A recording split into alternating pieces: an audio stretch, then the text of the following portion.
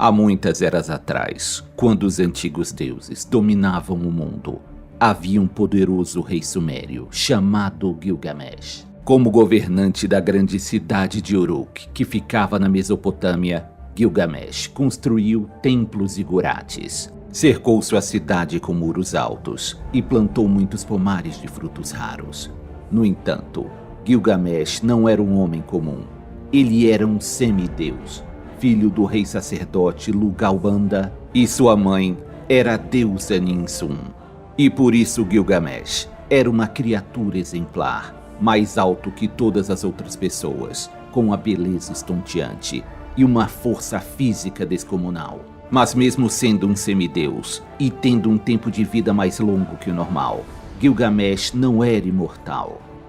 Apesar de suas qualidades físicas, Gilgamesh tinha uma personalidade arrogante e agia como um tirano, orgulhoso e prepotente. Como não havia ninguém capaz de desafiá-lo, ele abusava de sua autoridade como rei, exigindo ser idolatrado por seu povo e ordenando a construção de monumentos em sua homenagem, além de seduzir qualquer mulher que o agradasse. E não importava se ela era membro da nobreza ou casada. Com o tempo, a população da cidade de Uruk passou a repudiar seu rei, e em suas orações aos deuses suplicavam para serem salvos da crueldade e lascívia de Gilgamesh. O poderoso deus celestial Anu sentiu piedade dos humanos e ordenou que Aruru, a deusa da vegetação, criasse uma criatura capaz de rivalizar com Gilgamesh. Usando uma porção de argila, a deusa Aruru modelou um ser híbrido de homem e animal,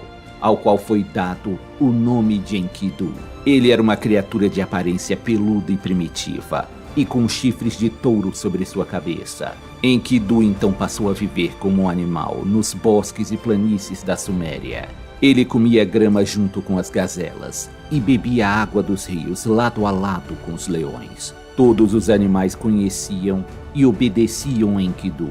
Assim, ele se tornou o protetor da vida selvagem, mas não sabia como se aproximar dos seres humanos. Ao ouvir as histórias sobre o aparecimento de um homem tão grande e forte, Gilgamesh decide enviar uma sacerdotisa do templo de Uruk, chamada Samhat, para investigar o caso e tentar seduzir aquele homem misterioso, na intenção de tirar a pureza concebida pela deusa. Mas para a surpresa da sacerdotisa, Enkidu era tão impressionante quanto o próprio Gilgamesh, e ela logo se apaixonou por ele. Depois de 7 dias e 7 noites de amor ardente, Enkidu se tornou civilizado.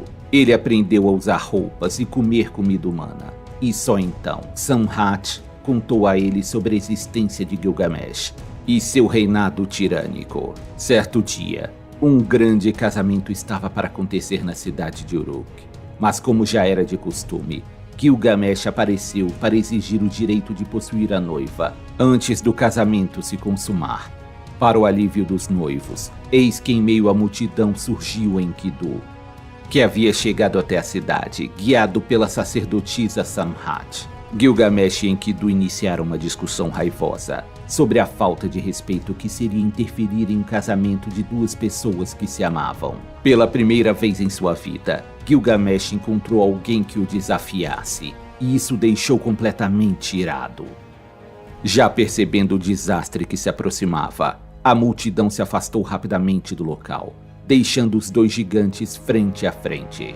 Gilgamesh foi o primeiro a iniciar as agressões, e logo depois os dois estavam trocando poderosos golpes entre si. A luta épica entre os dois semideuses durou 7 dias ininterruptos e destruiu várias casas da cidade. Cada soco desferido entre os dois titãs seria o bastante para matar 5 guerreiros humanos, mas nenhum dos dois parecia ceder, e inevitavelmente passaram a admirar um ao outro. Por fim, Gilgamesh conseguiu desferir um golpe certeiro, que derruba Enkidu. Mas em vez de exterminar seu oponente, Gilgamesh lhe estende a mão e ajuda Enkidu a se levantar. Ambos estão orgulhosos da grande luta que tiveram. Eles se cumprimentaram com um abraço, selando assim um voto de amizade eterna.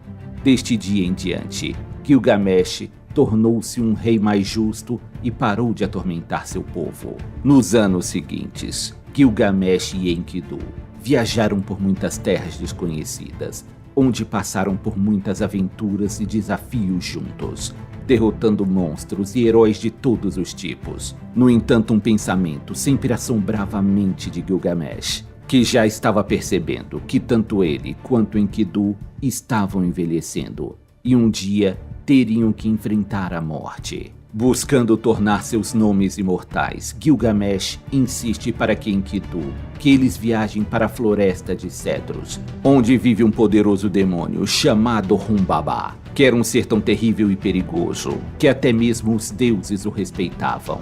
Humbaba nunca havia se afastado de sua floresta, portanto não fez mal algum para provocar o ataque de Gilgamesh.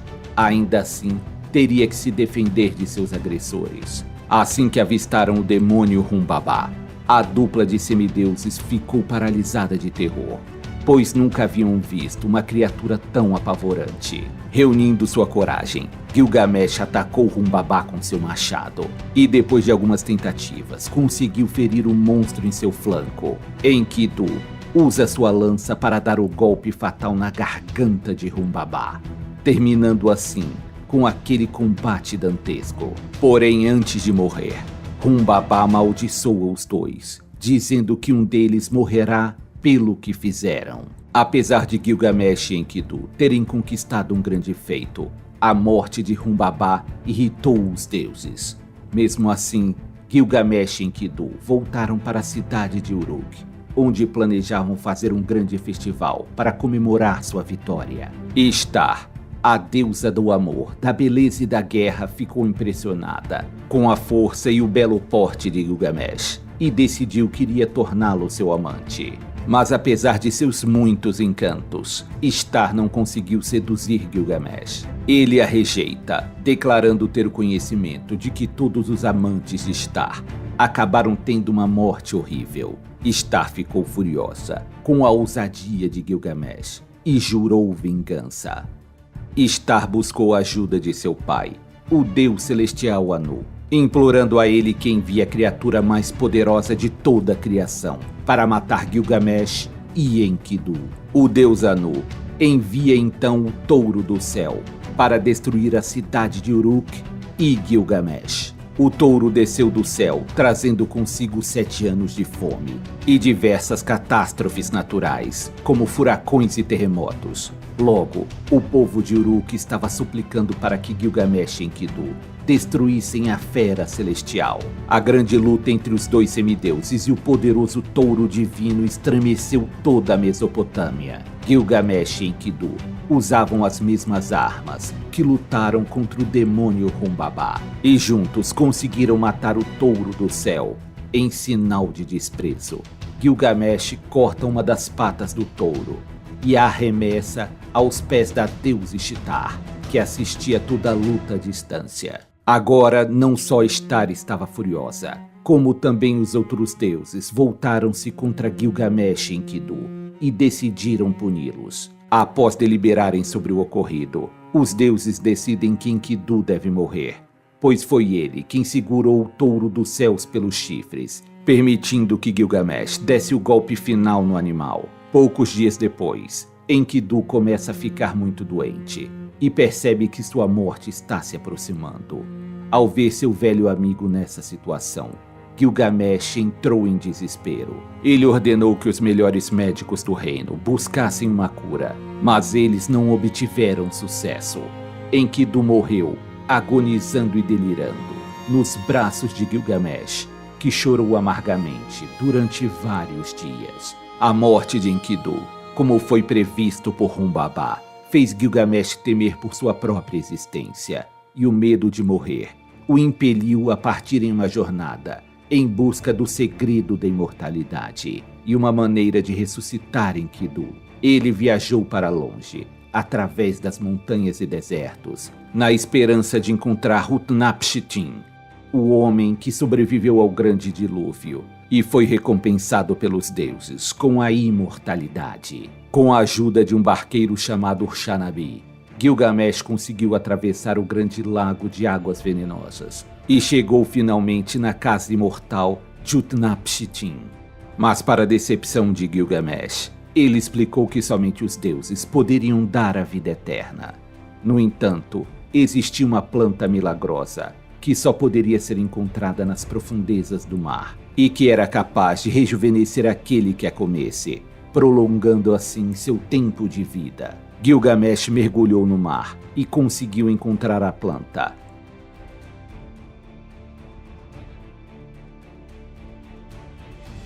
Mas quando retornou à superfície, ele decidiu deixá-la nas margens de um lago, enquanto se banhava para purificar-se de sua longa jornada. Neste momento, algo terrível aconteceu.